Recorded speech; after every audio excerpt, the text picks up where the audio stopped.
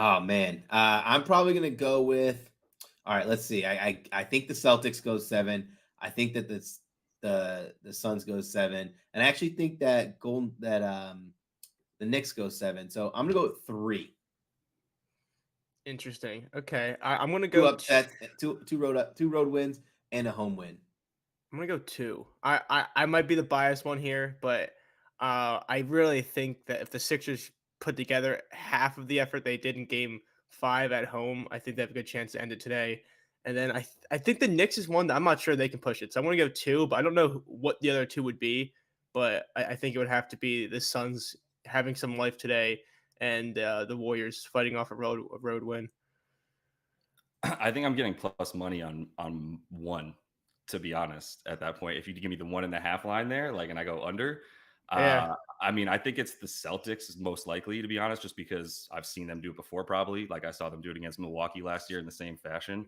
So maybe that's where that's coming from. But like, if I'm breaking down the last games that I just saw for the other series, I'm kind of going maybe Phoenix is the other one. That's the only one I'm really worried about because they just put together 80 points between those two dudes.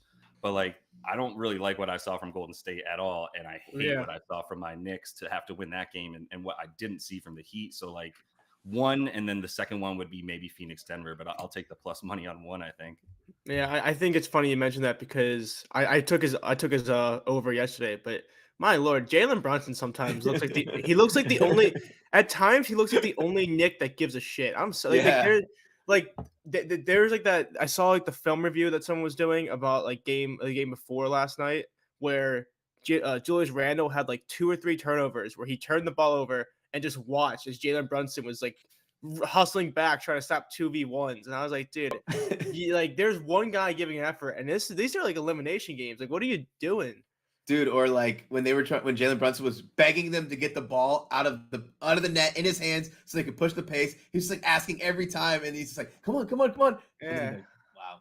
yeah. Quite literally looks like ah, I don't know. It's bad. It's a bad But look. like, they gave that the Heat gave that game away. So like, I mean, I don't want to like necessarily go off on a tangent here, Will, if we're going to try to talk about something else real quick. But like, the Heat should have won that game with the amount of turnovers that the Knicks gave them, and the amount of free throws that they just handed the Knicks. Plus, Jimmy Butler took like 10, 12 field goals or whatever. Like, I don't know what happened in that game. It was like they just didn't want to win. I'm not sure why he played 42 minutes. It was like, you're not even really trying when you're out there, you know? Yeah, I guess I just really want extra basketball. that's fair. That's Yeah. that's good.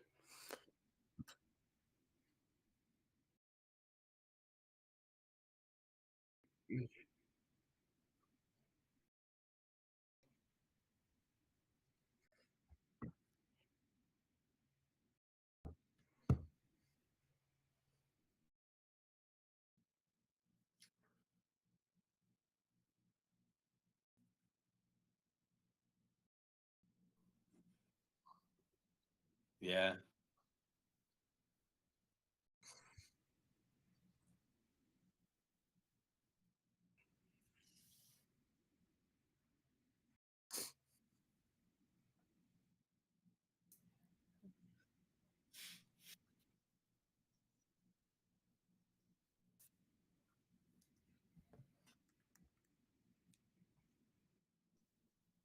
Oh wait, hold on. Will, for some reason in the chat, people are saying they can't hear you. So you just talked a lot for no reason and no Oh reason at no. all. I don't know what. Yeah, it says my level say it's working. I just turned on my sound, and for some reason I didn't hear Will either. Shit, It's okay. man. We can go into For the first game, and then once we get him figured you out, know, bring him back in. So yeah. K-Rock, It's also resident 76ers fan. it's also funny, bro. We could just tell people Will's given like the craziest takes of all time. Like Yeah. we could Like, oh totally my set God, Will, really? yeah, we could just set Will up and just like, oh my What? gosh, you're taking max unders on Joel. But you guys can hear me? I can Yeah, we hear can you. hear Yeah, you. I Yeah. can. Yeah, Should I try leaving and coming back? Oh, it's all good now. Someone yeah. said. I No, you're think. good. All right, you're good now. All Wow. right. I have a quick question about what you said about Jimmy Butler's points at 28.5 real quick. It was 27.5 last game, and he just Yeah. scored 19. So why did it go? I don't Because know. they're home. That's one of those ones where you're like, this is a good read, and then you go to place the bet, and you're like, well, why? Why? Good. Yeah. Yeah, I mean, I guess they're coming home. Like, I'm not going to be the one that doubts Jimmy. To be honest, I thought he would get the points, rebounds, and assists in this last game. Even if they lost, I thought he was going to like go balls to the wall, and he just didn't. Yeah. So I don't really know. But I'm not going to like have him come back in another closeout opportunity at home and say like, even if his ankle is broken in half, I'm still like maybe the over on his points. Like it's Jimmy Butler. I will say it's kind of funny because if you do take that bet and you post it, I did see someone that went viral because they took his under like a few weeks ago when he scored like 45. And it's like, dude, it's a tough look if you fade a guy like Butler that has so many, people that back him and they scores Yeah. 50. It's a weird, it's an interesting look. It's almost one you have to just hide in your FanDuel account. Hope no one sees that you took it. Yeah. Hey, I mean, it only counts as one loss, whether you lose by a point. I know there's the embarrassment, the public shaming, but that's not a good reason to not bet something. Hey, I think it's a good bet, but it's going to look bad if it loses. Hey, you know what? We're just trying to hit 53% or whatever. You don't worry about the optics yeah. of it, I think. I agree with that. I'm not saying like that's not a reason to take it. I'm just saying Jimmy Butler is a guy that can make you feel really stupid really fast. No, I get it. No, and we're all. It's not like we're just a normal bettors. Our picks are on display here, so we're subject to that criticism, and that definitely enters your mind. I think sometimes you have to fight against it though. Be like, you know what, it's going to look bad if it loses. Like I think I've been betting under LeBron every game. I think game 4 I lost, and somebody put like the clown emoji, and it's like, you know what, it's going to win more than it's not. You just live with it. Yeah, it is what it is. I'm sorry about the clown emoji. I'm sorry about putting that clown emoji. That was my fault. I regretted it after. I've been betting Clay unders every game. I've been betting James Harden points under every game, and I've been betting LeBron points and assists combined under every game. And I'm hitting at like a 63% clip on all those bets. So like, even when Clay drops 30, and it's like, well, you idiot, he had 7 threes, and I'm like, that's not what this is about. That's like me with Jalen Brunson this playoffs. I just keep betting his overs. It's the opposite of what you're doing. I just keep hitting. I just keep backing Jalen Brunson. He's been awesome. But I think if you just blindly bet the star players, like the 2 best scorers in every team under, you're not going to win them all. But I think you do pretty well because people want to bet overs. The guy betting $50 a game wants to bet the overs, and they just get a little bit inflated. And there's lots of ways to lose. They either have a bad game, foul trouble, blowout when they sit out the fourth quarter. There's always lots of ways. There's always more ways to go under than to go over. And we mentioned the injuries. Injuries will get you. Like there's more paths to wins, I think, with unders. Yeah, but before Will cut out, we were getting into the first game, so I think we can kick that off. The Sixers getting 2.5, which surprises me. I think the wrong I team's favored here. I like Philly. Brad, you go ahead. I like the Celtics. I told you I like the points on Philly last game. I just think that a lot of people are going to be stuck on recency bias. This is the playoffs. These are long series. They're games. They're 7-game series for a reason. You're going to have those stink games. You're going to have those games where James Howe or whatever his name is sitting in the crowd, and 76ers are going to be willed to victory by an emotional force that we don't know. It's just 2 perfect evils against each other, and then boom, we get a disgusting loss like that. I just think the Celtics are a much better team than how they played last game. So I think they win. Now, if you're asking me if I think that it should be minus 140, no, maybe closer to minus 125, just because the 76ers are at home in a closeout game.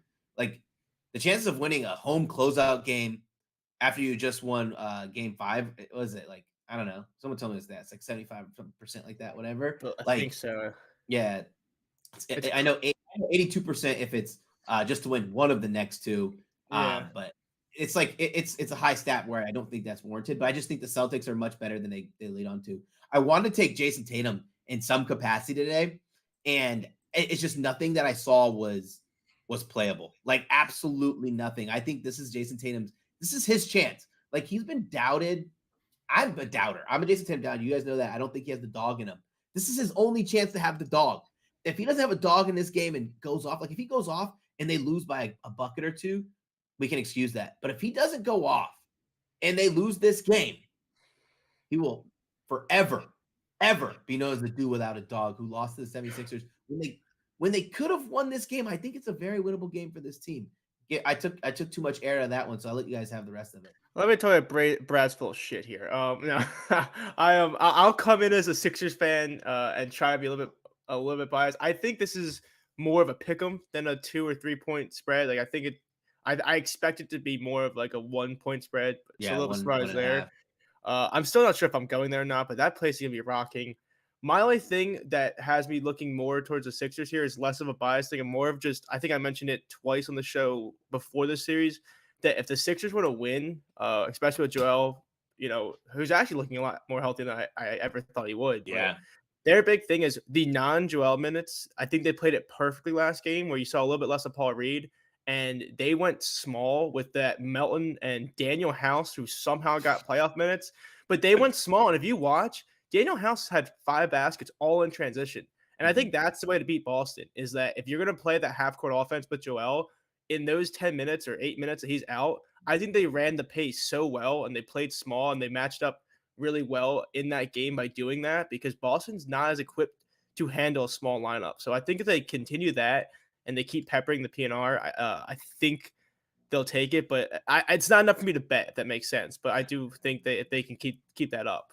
If Grant Williams could somehow get into the rotation, they can go small, but I digress. No, not at all. That's relevant, but like how many shitty fouls did he have in that last game where he just like kept slapping people's wrists for some reason? So I was watching that play and I was watching with my dad and some other people at that party, and someone was like, "Oh, there's Joel getting like baiting fouls." And I'm like, "I'm sorry, if someone's like telegraphing that they're just gonna keep swatting, of course you're gonna go up for it." Like he was telegraphing fouls. I've never seen it before. So like I hear so much like hesitancy in everything you're saying, Brian, because it's like it's 2 whack job teams with mediocre coaches. Like, what the hell are we supposed to bank on here, right? Yeah. So my question is like, can I rely on the fact that maybe we all just immediately were like Boston wins this series because one, Boston beats the Philly. That's just what happened in the last like 11 games they played. And 2, we don't expect Joel to be the best form of Joel by like game 5 of this series. Yet in game 5 is when he showed like the most spry Joel that we've ever seen. Did we all just assume that like the Celtics were going to win this series because we assumed that Joel wouldn't be able to do this, which was a huge oversight considering that we've seen Joel score 52 points on this squad and there's nobody that can come close to defending him. Should we just be able to bank on that? Like even in this game? Yeah, I think I was going to say, I think the fact that you have to go over the screens now with Harden shooting the ball well opens up so much. It opens up the like Harden's able to draw so many of those BS fouls, got fouled twice shooting threes the other night, which is just death for a defense. Yeah. And it allows Embiid to just sort of get where he wants. And I think the fact that Horford, who's done a good job on Embiid in the past, I think he's wearing down with his age, with playing every other night. I just don't know that he can hold up physically as Embiid starts to get healthier. I just think this is a good matchup for Philly. I think, and I'm probably guilty of this too, I think people undersell how good Philly's roster is. They just don't play bad players. Like Philly doing the East plus 400. I'm sitting on the ticket. Like Melton, House, PJ Tucker's a winning player. They're just a really deep team, and there's just weird vibes with this Boston team. Dating back to, the 2 losses to Atlanta, the whole Missoula thing. There's just a weird vibe with this Boston team. Yeah, it's so funny you mentioned you were mentioning that there's a little bit of hesitation in my voice. I think the biggest thing for me, there's 2 things. A, it's hard to talk about your team when you're pro your team. And 2, everything I'm saying is reliant on Doc Rivers running that same rotation because it was perfect last game, how that rotation was run. The question is, will it work again because I wouldn't be surprised if I see like Dwayne Dedman out there. I'd be like, all right, Doc, what are you doing, man? Like, so I think if they run their cards right, this is because I think if they don't win this game, they're not going to win the series. So I think this is a big game. So I'm Sixers. Brian is Sixers. Brad is Celtics. Josh, who you got? I am Jason Tatum rebounds. No, and like I said, my eyes have told me that like Boston, there's going to be some positive regression here for them, right? They're going to like not necessarily miss all those threes. At some point, Jason Tatum has to shoot better than 40% from the field. And even if he doesn't, that's kind of why I like his rebounds. I think he's going to go nuts and knows that like if his shooting isn't there and the fact that Joel is going to be waiting for him every time he goes to the rim, so it's not going to be easy. Like he got 13 free throws this last game. So like good on him. He did the things you need to do when your shot's not falling to try to win the game still and impact it as much as you can. So I think he's going to be doing that. Even if his shot is going in, he's still going at that speed tonight. And so I'm not gonna bet on the Celtics with those odds to the point that Brad was making. No. Minus 140 for this team to win on the road when we just saw them not be able to do squat. The other thing I'll say is like Missoula is out coached by Doc Rivers. Like I know what I just said and I mean it. Like Doc Rivers is out coaching somebody. And poor Missoula is like 2 years younger than me, dude. Like what's he supposed to do? Like I wouldn't be able to handle that situation either. I'm just saying like that's going to be the situation tonight too. Malcolm Brogdon played 25 minutes when this dude's been like a plus gajillion for the series, dropping like 25 points, rebounds, whatever. So I'm salty he didn't hit his because he only played 25 minutes last night, obviously, or 2 nights ago. But main point just being like, I don't trust either of these coaches. I just trust a few players to give me certain props that I can like rely on. And please don't hold me to a pick. I will say we can move off of this game because we could talk about it a little bit, but I'm glad you mentioned props because I actually want to do the thing that prop I really want to do is I want to have some sort of way to get action on Harden's rebounds. It's at 6.5 plus. So I'm actually looking at it. So on DraftKings, you can do like a same game parlay of 6 rebounds, 7 assists for him. And I think with the way they ran the PNR last game, I think they're going to keep that up. So I think you get plus 105 for Harden to have 6 rebounds and 7 assists. And James Harden is the rebound chance leader for the Sixers this whole series. Since Joel's been back, we talk about Joel being, still hindered. James Harden's getting a lot of those boards cleaned up, and Joel's not necessarily jumping for the quote unquote easy boards you get because he had 7 rebounds last game. If you watch, he probably could have had like 11 if he did that thing where, you just close out and get the everybody out. Yeah. The free rebounds. But I think he realizes that being healthy is more important than, jumping to make sure you're the one that gets the board if you have an open teammate there. So I think Harden, maybe I might sprinkle a Harden triple-double too. I'm so glad you said that, dude. Yeah. I love all that real quick because last time we were doing this, you said Jared Vanderbilt points and rebounds, and I was like, dude, I thought I was about to bring that from nowhere. He barely got there. All over Harden's rebounds as well. I was talking about it yesterday where I was like, I've been waiting to take Harden's rebounds, and I took it last game because it was at like 6.5, and I was like, great, I love this. I'm a little 6.5 plus 120. It's back to, or it was 5.5 last game. It's 6.5 now. It was 4.5 like 2 games ago. Yeah. And he just kept getting 8, 9, 10 rebounds, whatever. So I've been on that. I'm adding it to an Embiid Tatum 25 points each prop. And then I'm thinking about throwing the Tatum like 8+ boards in there as well. And I get that up to like 250, 265. I like that. So I love what you're talking about with Harden boards because of everything you're saying and the long rebounds when the teams the Celtics are shooting 53 threes, right? Like those boards are going to be coming out to where Harden's standing around not playing defense anyway. And it also I was going to say just to close off, it also factors in that if they are running pace, like I hope they will, usually that guard will be the first one to grab it to go into transition with it. Suns now laying 2.5. Denver's been getting bet here. I don't know if it's the uncertainty here with Booker's ankle. To me, look, everyone always says the series doesn't start until a home team loses the game. This series might be over before it starts. I just think the role players play so much better at home. I think we'll see more of what we saw in Game 3 and Game 4. I do think Phoenix holds serve here. Brian, you want to start us off here? Suns, Nuggets, what you got?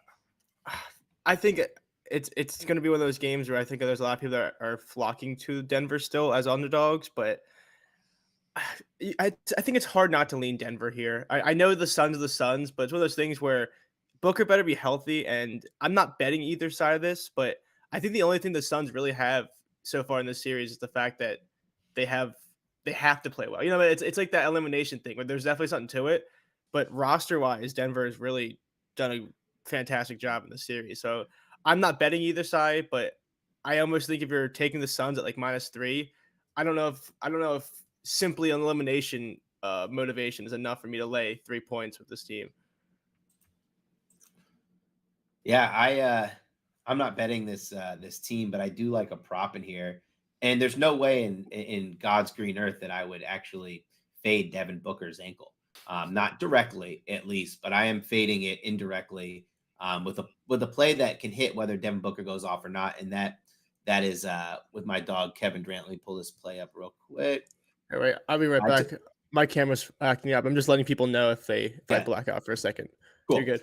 I took Kevin Durant 30+ points with 6+ rebounds at -128. It's on DK.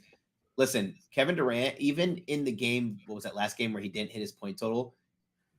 He's still taking 24, 25 shots per game. I think that, in a potential closeout game or a potential elimination game for them, we continue to see him be aggressive. Now he's at home where he's most likely going to shoot better. And then the boards have been insane. He averages 6.7 rebounds per game this season, but in the playoffs, it's been absolutely like wild. So I like this prop a lot. It's an indirect way to fade Booker, but still a prop where both these guys can go off for 33 points plus and it still hits. I would argue they have to if they plan They on have winning. to, yeah, 100%. So like, I mean, the softest way to play this bet, we were talking about this a little bit before, Brad, is like for me, I even if I'm fading Booker, like 25 Yeah. points for him and KD has happened every game of this playoffs. That's their floor. So like, if you're gonna combine for a 65% usage rate between the two of them, Yeah. like, you know what I mean, they're taking 2/3 of the shots. I'll go ahead and take them each to get 25 points. Let's put it that way. So I took those two. I think Joker on the road is a bank it, like book that. He's going to be scoring. We know he's going to be scoring. Take his assists and even his rebounds at this point at your own peril. I mean, he's gotten a ton of assists even in the last two on the road, but it's the points, right? Like he knows that like Bruce Brown, KCP, these dudes are shooting like absolute trash on the road.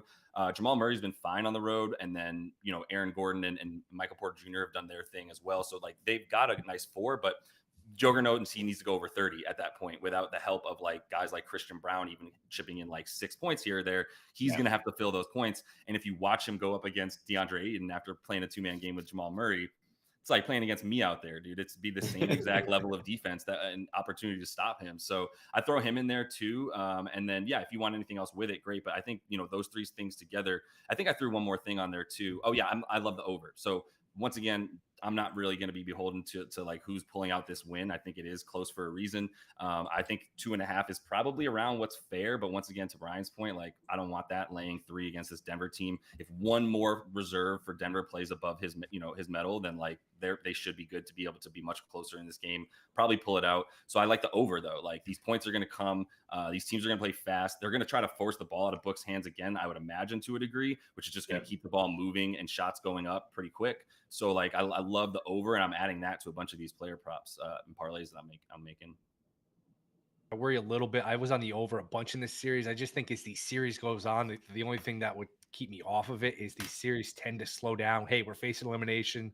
Let's be methodical on offense. Let's make sure we're playing, intense defense. I do think as these series go on, I think unders come and play more. So I don't know that I play the under because I think these are good matchups for both the offenses. Like you just said, I just worry about the pace slowing down a little bit. And that's fair, in terms of the pace. I'm more looking at like what happens when they go to Phoenix, to be honest with you. In those totals, I think the shots go up at a higher rate. Denver's defense just goes down. It's the weather. Yeah, and they're not playing at that altitude, dude. I mean, to a degree, you're going from the mountains to the desert. You know what I mean? Like that's gotta come into play. Like I know the humidity isn't affecting things like baseball here, but to a degree, like there is something to be said for that. I mean, I've been to Denver, and I mean, I was probably smoking weed, so I like didn't run that well. But it's a weird flex. I mean? Family show, man. Come on. Yeah, just saying. I've never seen someone kind of flex a little bit that you've been to Denver. It's like I've been to Denver. Oh, cool. I haven't been to Denver. So it's a little bit of flex. I've been to Denver. I couldn't run either, I guess is my point. I've never been anywhere. I've heard Denver's awesome though. I have not left. I've not left the Pennsylvania ever, so I'm not allowed to. That adds up. What do they call it? They call it house arrest. That's what they say. Feel your arrest. Anything else on this game? No, I think this is such a weird. Like I kind of like that you guys talked about taking like same game parlay looks, because I think this is a series where I don't know if there's any props I would take straight up. I feel like it's such a it's gonna be a great game to watch. There's some games in these playoffs that have been great games to watch, but I didn't really have much action on them. This probably would be one of them. Yeah, I think Phoenix wins. I think Denver beats them in Game 7, but I do think Phoenix wins. Yeah, I wouldn't be shocked if Denver won. Like if Booker's not 100%. I mean, that's their whole thing is they got to play every minute basically and make every shot, and that's not sustainable. So is that all they have to do? I mean, that's all they have to do. Yeah, I think it's 2 more wins and for 2 more rounds after this. Like it's tough. It's really tough. Yeah, I think they kind of wrap this in the bow to collectively put all of our thoughts together. It seems like we kind of agree that we lean Phoenix a little bit in this game, but there's a difference between thinking what's going to happen and betting it. And I don't think anyone's putting actual money on it. So, but we all lean Phoenix. It looks like. No, I'm gonna bet Phoenix. Oh, okay. So we have all right. And I'm going back to the over, but yeah, no, I'm not. Yeah. I'm taking the over in this game. I'm rooting for the Suns. Yeah, I have an exact method like Sixers Suns from forever ago. It's like $5, but I'm just hoping. So. Got you. We touched on this before. Knicks are up to 5.5 now at DraftKings. Man, I know Miami's dominated the 2 games in Miami. I think New York led for a combined like 30 seconds in the 2 games. So people are expecting more of the same. We're conditioned to what we've seen where Miami dominates Game 3 and Game 4. They figure they'll dominate game 6. I don't know. I got a feeling this is, the market's moving against me, but I got a feeling it's too many points. Brad, you're going to take the 5.5 here? I'm going to take the 5.5 with the Knicks. But one thing that I really like about this game, I'm waiting to see where it settles at, and because it's going to determine if I'm going to take points and rebounds or just rebounds for Bam. Bam's been ultra aggressive, like even if he's not scoring, like he's just been out there trying to make an impact on the floor, and that kind of leads to getting more rebounds, kind of put yourself in more scoring opportunities. I would never take his points directly because technically it should have missed 2 out of 3 if it weren't for like a last second bucket. He's just not enough volume for me to want to take 17.5 for a guy who's probably going to take like 10 shots. But I do like points and rebounds because I think that if he ends at 15, there's possibility that he could get 11, 12 rebounds in this game. But yeah, I think the Knicks are going to play well. We don't know what's going on with Butler. I'm not going to try to pretend because that's the kind of guy who can go out there with a broke leg and still play well. But I just have a feeling this is going 7. This feels, you just have those feelings. It's no stats based, but I agree where a with you. series just goes back to Madison Square Garden, knotted up. This is a 7-game series, and I think we've been saying that from the beginning of this series. Yeah, I'm a Knicks fan. Straight up transparency here. So I'm following sort of Brian's like hesitancy to say anything. I believe in the Jalen Brunson and who he is and what he does. I haven't been super public about it yet, but like I'm pretty much off the Julius Randle train. I'm gotten too much PTSD right now from Carmelo Anthony jab stepping people to death and not doing anything afterwards to just watch him do that and not be like traumatized once again. Just like, yo, you are slowing things down to a sludgy, like just unwatchable rate here, dude. And that fadeaway 3, even when it goes in, I'm like, damn it, now he's going to keep shooting it. Like, that's not good. Here come 4 more misses of that. So like, that's my hesitancy. If you need a ton of other guys to step up, like, yeah, it keeps growing because I think the lore of Jimmy is on people's minds freshly right now. So like that's where I'm at, is like what I saw from the last game is like, there was so much that could have been done on the Heat side that wasn't. Like the Knicks were handing them the game on a tray. They refused to take it back. They never hit a timely 3 like you'd seen from them in the past. So, I'm going to believe in the sort of, as Shaq says, the others, the role players that keep coming. I mean, this whole team is role players outside of Jimmy, but like, I'm going to believe in the like Struces and Vincents to show up in this game. Caleb Martin shows up all the time. And I think that's going to be what does it. But yeah, as the public continues to hit it on the Miami side, and I'm assuming that's where the money is. Maybe better, Will, but like I believe it's the public coming in on that over any kind of sharps or anything. And at this point, like that scares me, but I still believe in like them to win. I'm going to hit Struce's 3s again. He's taking 10 a game. Duncan Robinson, they're just being told shoot the ball as soon as it's in your hands, no matter who's guarding you, how closely. So I'm going to continue to hit their 3s. They missed a bunch of them, but I hit the Max Strus bet pretty handily. So I think that's really where I focus on them, is like a ton more 3s coming. I do think they pull it out. And I would just be putting their money line in there as that line continues to spread apart. Brian, anything else to add, or we move on to? I was gonna say I kind of agree with all that, and then I just wanted to add on Jalen Brunson. Finally, RIP. He's up to like 27.5, 28.5. So after playing 48 minutes. Yeah, but I was gonna say the one thing I could see with Jalen Brunson is if I'm gonna bet him, I was looking at his over 11.5 RA line, because for the reason that Brad just said, this guy might well just play 48 minutes a game, and if you're on the court for that long, asking for 12 RA seems very possible just because you're existing. And he's actually, I mentioned that he's actually trying. His rebounding's been great in this series too. So I might look to attack his RA at 11.5 minus 115. All right. And the second game tomorrow night, Lakers Warriors. Boy, if you're on the East Coast, man, it's tough. You know what's tough?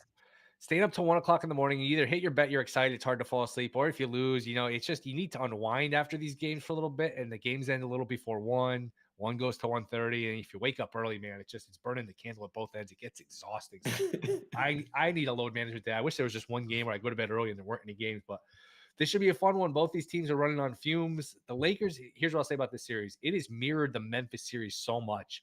Steal game 1, get blown out game 2, win easy game 3, steal game 4 kind of at home in a close game, get blown out in game 5. Now, we know they killed Memphis by 40 tomorrow. Last time, I don't think they're going to win by 40. But this has had the same pattern.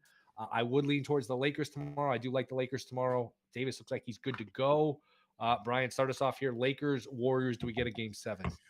I will say, I think we were all saying this is another one where Anthony Davis is supposed to be playing, right? He's like good to go after the whole, Yes. So, yeah, I think the Warriors have proven to be better on the road than I thought they were in this playoffs because they were just dog water all season on the road. But yeah, I think this is one of those games where the only win if Steph Curry has one of those, massive games, and that's asking a lot, especially as you mentioned earlier, Will, with later in the series people get tired, so maybe shots don't fall as much. I mean, they basically need like 2018 Game 6 Clay to come through, and that's just I think it's too much to back, like asking for too much to back the Warriors. If that makes sense.